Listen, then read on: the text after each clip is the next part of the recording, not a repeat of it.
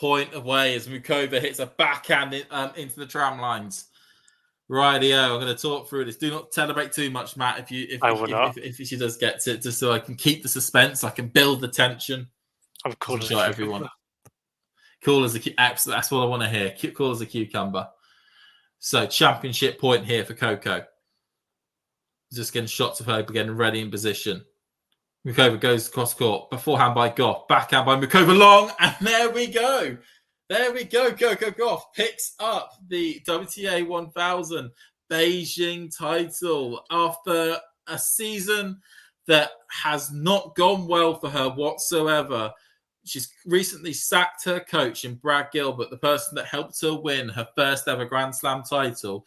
Picked up this new mechanist, the mechanist as I'm calling him, coach, to try and fix her serve and her forehand. It's still ongoing. There are still major issues, but she was able to stay solid as a rock this week and has managed to win this title, something that will at least be certainly a bit more of a comfort to her this year. So making this season look as though it had some success connected to it.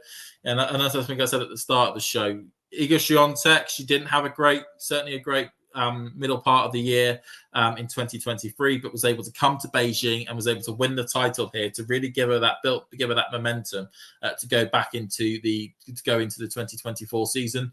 Have we seen the beginnings of something similar take place in Beijing? Yeah, I mean, if she goes on to have a really successful Asian, well, she's already has had a successful Asian swing, could potentially do well in Wuhan as well, and then go on to potentially even win the WTA finals, then the way you look at Gauff's season will be very, very different.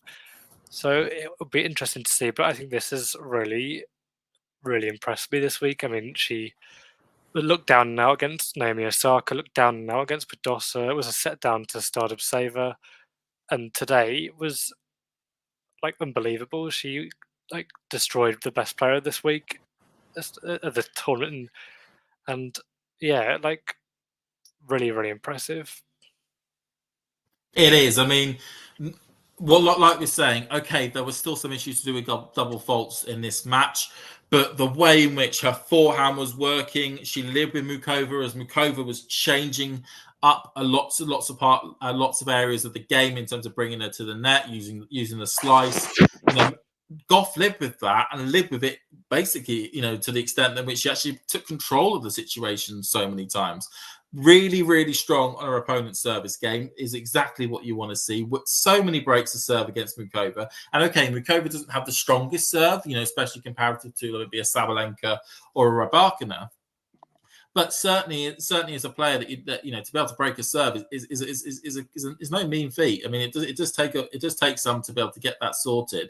So she'll be unbelievably impressed with the fact that she was able to get this victory, get this title. Certainly after I mean, you can talk about, as we say, sliding doors moments when it comes to the entirety of the tournament. But realistically, should have lost to Osaka before Osaka retired in that match, and certainly in that Paula Badosa match, that was another one as well that she realistically was in a position where she was about to lose. So to be able to come through all of that and win the title, to pick up, and WTA 1000 titles are serious titles to win.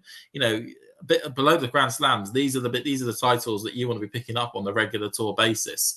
And she's done just that with one more potential WTA 1000 title to potentially try and win in Wuhan next week.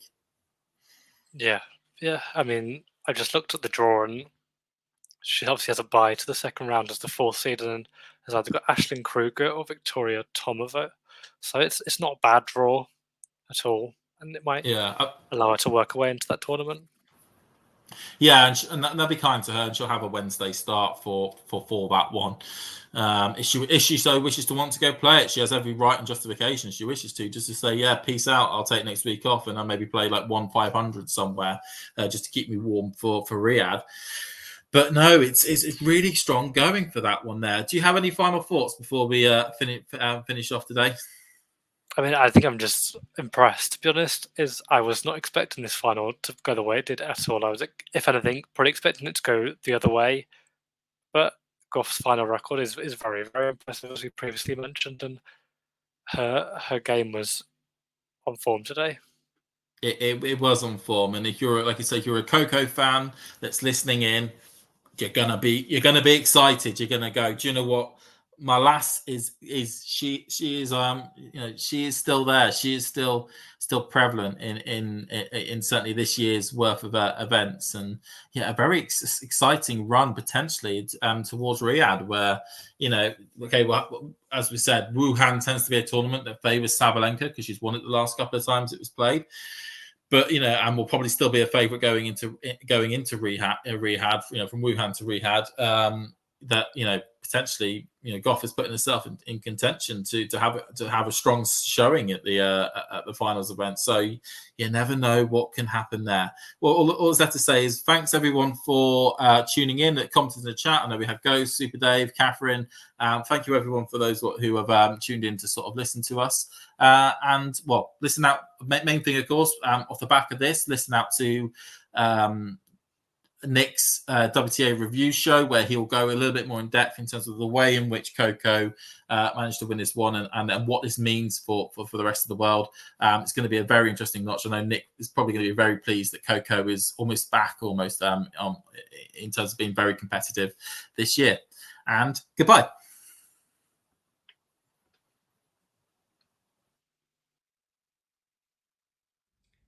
If you enjoyed this video, make sure you hit that like button.